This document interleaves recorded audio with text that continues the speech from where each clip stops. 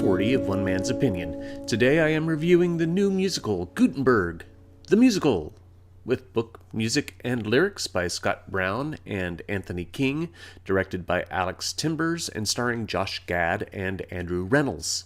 Running through January 28th at the James Earl Jones Theater at 138 West 48th Street in New York City. Before getting into the review, allow me to take a moment here to invite you to visit my Patreon page, where for as little as $1 a month, you can support my channel and help me meet expenses so I can continue to provide reviews like this one to you. Also, I wanted to give you an update regarding Merrily We Roll Along.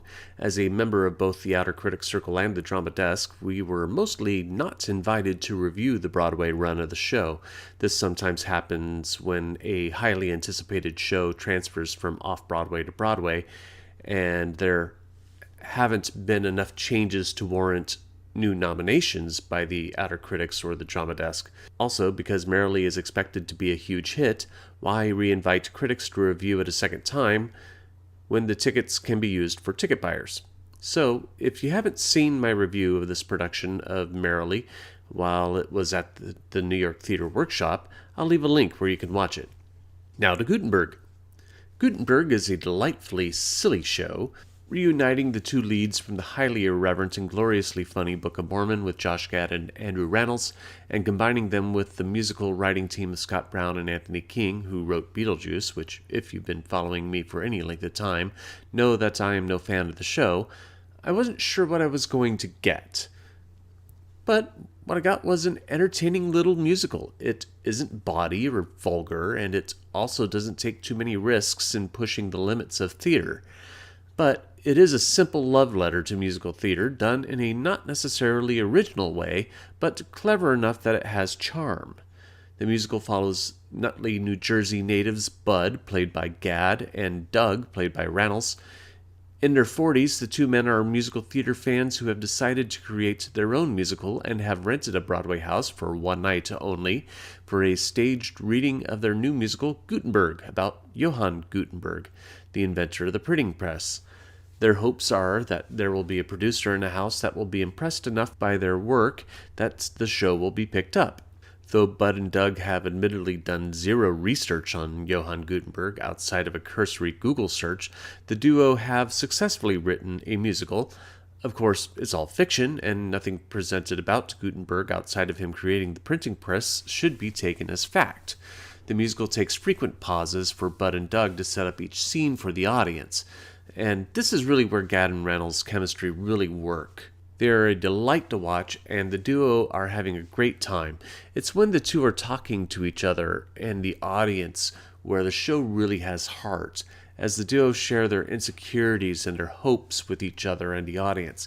They aren't songwriters by trade, and it is apparent that trying to watch an intentionally bad musical could be tedious, so these scenes make nice reprieves for the hilarious agony of seeing the duo's efforts in trying to make the musical work. Since Bud and Dogg aren't professional songwriters, Brown and King have cleverly made the songs come off as homages to traditions of musical theater, with Bud and Dogg being full of glee about what they perceive are the classic traditions of musical storytelling.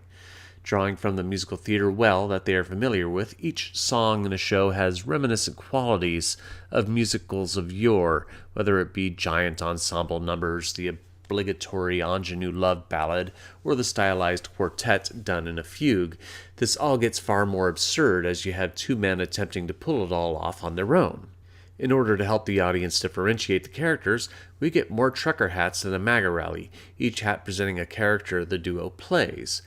Gad in particular seems to have captured his inner Chris Farley at times while playing the evil monk in the musical who is trying to foil Gutenberg's efforts. It seems apparent that Gad was drawing inspirations from Farley's motivational speaker character Matt Foley from Saturday Night Live. You know, the van down by the river sketch? Yeah, that one. Mix Matt Foley with a southern fried preacher and you've got Gad's monk character.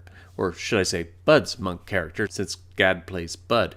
It's the little things that help make Gutenberg work, like how every time one of the two are playing Helvetica, Gutenberg's love interest, they both have her persistently playing with her hair, and they both do it the exact same way.